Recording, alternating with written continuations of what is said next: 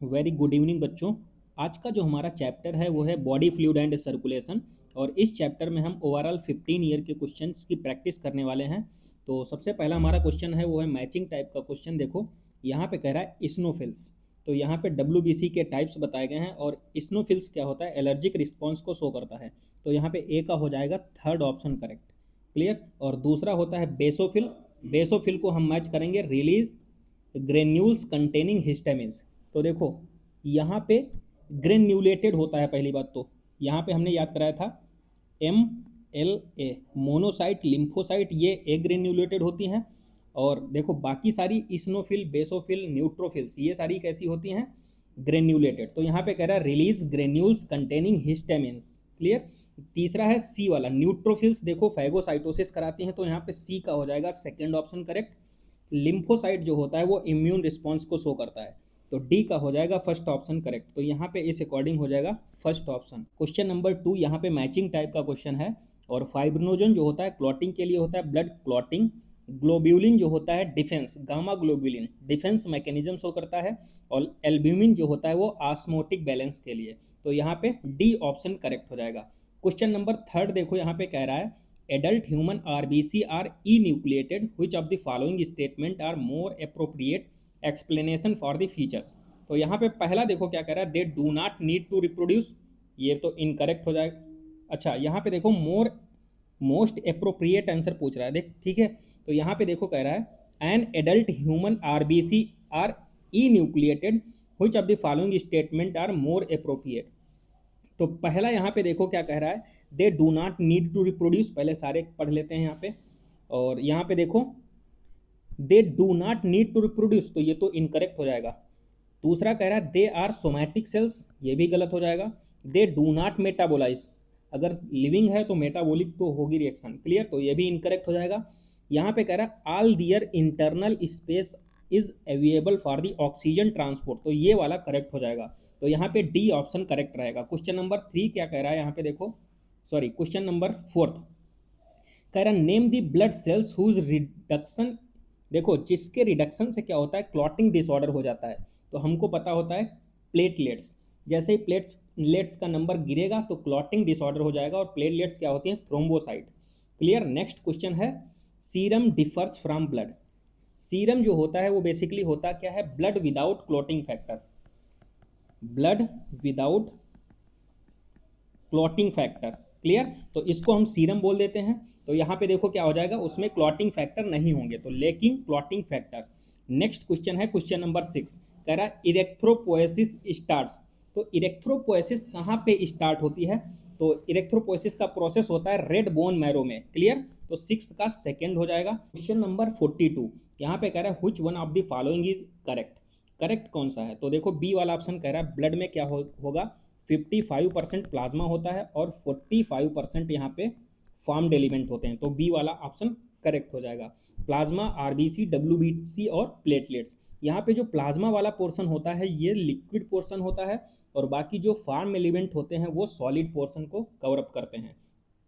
Next question है हमारा 48 number का। देखो क्या रहा है, the QRS complex is a standard ECG represent. QRS क्या, देखो पहले P होता है, फिर QRS और T।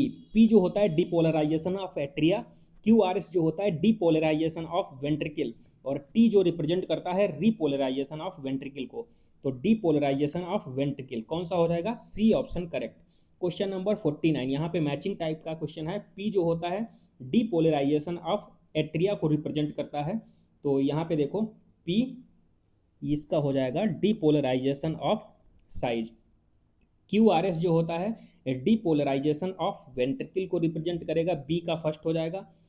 T repolarisation of ventricle और reduction in the T wave atria. Clear. तो इसका कौन सा हो जाएगा, कोरोनरी इस्चीमिया हो जाएगी। तो इस अकॉर्डिंग यहाँ पे बी ऑप्शन करेक्ट हो जाएगा। नेक्स्ट क्वेश्चन है क्वेश्चन नंबर 50। यहाँ पे देखो क्या कह रहा है, what would be the heart rate of the person. Heart rate पूछा है, तो हमको देखो कार्डियक आउटपुट से रिलेटेड यहाँ पे पूछ रहा है। तो स्ट्रोक वॉल्यूम होता है हार्ट बीट इंटू, देखो सॉरी यहाँ पे कार्डियक आउटपुट क्या होता है, कार्डियक आउटपुट बराबर होता है heart rate into stroke volume. तो देखो स्ट्रोक वॉल्यूम क्या है यहाँ पे, स्ट्रोक वॉल्यूम हो जाएगा 100 माइनस 50। क्लियर, यहाँ पे देखो 100 माइनस 50 होगा तो 50 आ जाएगा स्ट्रोक वॉल्यूम। और हार्ट बीट पूछ रहा है तो हार्ट बीट बराबर हो जाएगा कार्डियक आउटपुट अपान स्ट्रोक वॉल्यूम। तो कार्डियक आउटपुट 5000 होता है अपान 50 स्ट्रोक वॉल्यूम, तो कितना आ जाएगा यहाँ पे 100 हार्ट बीट आ जाएगा। क्लियर, तो इस अकॉर्डिंग डी ऑप्शन करेक्ट हो जाएगा। क्वेश्चन नंबर 51 मैचिंग टाइप का क्वेश्चन है। ट्राइकस्पिड वाल्व कहाँ होते हैं, राइट एट्रिया और राइट वेंट्रिकल के बीच में। बाइकस्पिड बाई तरफ, लेफ्ट एट्रिया और left ventricle. Semi lunar valve जो होते हैं right ventricle and pulmonary artery के बीच में होते हैं। यहाँ पे देखो, और ये वाल्व का फंक्शन क्या होता है, बैक फ्लो को प्रिवेंट करते हैं। तो फर्स्ट ऑप्शन करेक्ट हो जाएगा। नेक्स्ट क्वेश्चन है क्वेश्चन नंबर 52। यहाँ पे कह रहा है doctor use stethoscope to hear the sound produce during the each cardiac cycle. The sound is heard when. तो देखो साउंड कब सुनाई देगी, तो देखो जो वाल्व होते हैं ना उनके क्लोज के टाइम, तो semi lunar valve close down after the blood flow into the vessels from ventricles. तो डी ऑप्शन करेक्ट हो जाएगा। वाल्व के ओपनिंग के टाइम पे कोई भी साउंड प्रोड्यूस नहीं होती है, साउंड का प्रोडक्शन हमेशा वाल्व के क्लोज होने पे सुनाई देता है। नेक्स्ट क्वेश्चन है क्वेश्चन नंबर 53। कह रहा है blood pressure in the mammalian aorta is maximum during, कब होता है, तो systole of the left ventricle. First option correct हो जाएगा। नेक्स्ट जो हमारा क्वेश्चन है वो है क्वेश्चन नंबर 71 की अगर बात करते हैं तो डबल सर्कुलेशन से रिलेटेड है। कह रहा है hepatic portal vein drain blood to liver from the, तो स्टमक से होता है। और ये हिपैटिक पोर्टल सिस्टम जो होता है फ्रॉग और ह्यूमन में कॉमन रहता है, ये भी याद रखना। नेक्स्ट क्वेश्चन है 72। कह रहा है blood pressure in the pulmonary artery, तो पल्मोनरी आर्टरी में जो होता है वो ज़्यादा होता है पल्मोनरी वेन के कंपैरिजन में। तो यहाँ पे फर्स्ट ऑप्शन करेक्ट हो जाएगा। नेक्स्ट क्वेश्चन है 73। कह रहा है in mammal which blood vessel would normally carry largest amount of urea, तो लार्जेस्ट अमाउंट ऑफ यूरिया को कौन कैरी करती है, hepatic vein. Question number 74। Which one of the following animal has two separate circulatory pathway. तो देखो यहाँ पे देखो ये 2015 में पूछा गया था। दो अलग अलग सेपरेट जो होते हैं सर्कुलेटरी पैथवे किस में होंगे, तो देखो डबल कंप्लीट सर्कुलेशन किस में होता है, मैमल्स में होता है। तो मैमल इसमें कौन सा है, देखो व्हेल हो जाएगा। क्लियर। नेक्स्ट यहाँ पे देखो क्वेश्चन जो है हमारा वो है क्वेश्चन नंबर 93 की अगर हम बात करते हैं तो देखो क्या कह रहा है, person with AB blood group are called as universal recipient due to. देखो O के पास कोई एंटीजन नहीं होता और AB के पास कोई एंटीबॉडी नहीं होता। तो देखो क्या कह रहा है, absence of antibody, both anti and anti B. Next question है 94। कह रहा है which enzyme is responsible for the conversion of inactive fibrinogen to fibrin. देखो प्रोथ्रोम्बिन से थ्रोम्बिन थ्रोम्बोकाइनेस हो जाता है और फाइब्रिनोजन से फाइब्रिन, तो ये थ्रोम्बिन कन्वर्ट करता है। तो कौन सा हो जाएगा, थ्रोम्बिन। फर्स्ट ऑप्शन करेक्ट हो जाएगा। क्वेश्चन नंबर 95 स्टेटमेंट टाइप का क्वेश्चन है। पहला कह रहा है the coagulum is formed of network of thread called thrombin. तो देखो ये वाला इनकरेक्ट हो जाएगा, पहला स्टेटमेंट गलत है। दूसरा कह रहा है spleen is graveyard of the RBC erythrocyte, तो दूसरा स्टेटमेंट सही है। तो first statement incorrect, second statement correct. Question number 96 कह रहा है which one of the following statement is correct. तो सी ऑप्शन पढ़िए जरा, blood move freely from the atrium to ventricle during the joint diastole. तो 96 का देखो क्या कह रहा है, कौन सा करेक्ट है, सी वाला ऑप्शन हो जाएगा। Blood move freely from the atrium to ventricle during the joint diastole, और ज्वाइंट डायस्टोल का ड्यूरेशन कितना होता है, 0.4 second. Clear. Question number next है हमारा मैचिंग टाइप का 97। P depolarization of atria, QRS depolarization of ventricle, T होता है रीपोलराइजेशन ऑफ वेंट्रिकल और Q जो होता है बिगिनिंग ऑफ सिस्टोल। तो फर्स्ट ऑप्शन करेक्ट हो जाएगा। क्वेश्चन नंबर 98 यहाँ पे करेक्ट स्टेटमेंट पूछ रहा है। तो पहला देखो कह रहा है basophil are the most abundant cell of the total WBC। तो सीक्वेंस हमने बताया था BEML